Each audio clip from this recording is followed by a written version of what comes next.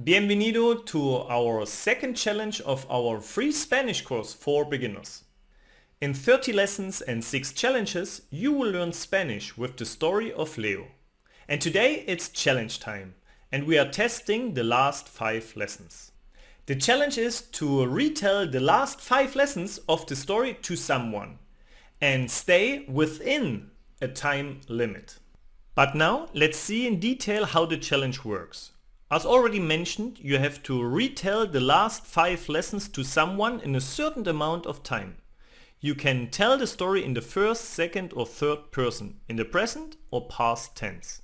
To make this work, you can actively practice everything beforehand with Quizlet and try to tell the story fluently without long pauses. And then you're ready to test yourself in real life. So here we go. You have to tell someone your story in the first, second and third person in present or past tense. And to make sure it works, learn everything beforehand with Quizlet.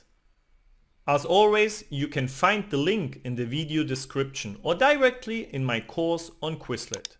You can learn everything in flashcard mode. And please always activate the audio. First person present tense. ¡Qué suerte! ¡Qué suerte! Hoy es el cumpleaños de Ana. Hoy es el cumpleaños de Ana. Tiene 23 años. Tiene 23 años. And now it's your turn. So please pause the video and practice actively the challenge with Quizlet. If you have done everything well, you are now ready for the challenge. You now have to tell the story to someone within the time limit. And you can use my cheat sheet with the images of the story to help you. You can find the cheat sheet with the pictures in the video description. You can simply download it and print it out. And now tell the story to someone. You can tell the story to a friend, your child, your dog or your plant. And always try to stay within the time limit. You can use my cheat sheet.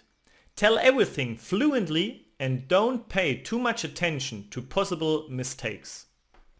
And now it's your turn. So please pause the video now and tell someone the story in first, second and third person in present and past tense.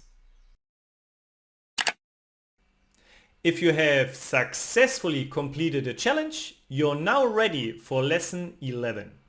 And thank you very much for doing this course with me. And I see you in our next lesson. Thanks for watching. I hope you enjoyed this video and found it helpful.